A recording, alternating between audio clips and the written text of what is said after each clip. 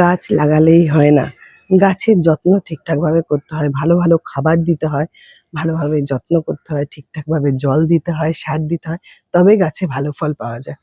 এই দেখো একটা ভোমরা এসছে, এরা পরাগ সংযোগে সাহায্য করে। এই দেখো, দেখো দেখছো ফুল থেকে মধু নিচ্ছে। এদের জন্য আমাকে আর পলিনেশন করাতে হয় না, হ্যান্ড পলিনেশন আমি করি, তবে এরাও করে দেয়, অনেকটাই সাহায্য করে। দেখো আমার গাছগুলো দেখো কত সজীব সতেজ, দেখেছো? দেখো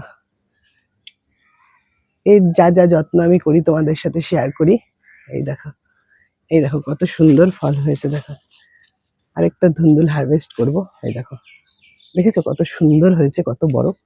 ক্যামেরায় কত বড় দেখছো আমি জানি না, কিন্তু এটা অনেকটাই বড় আর অনেকটাই সুন্দর। এই দেখো কত বড়, দেখো।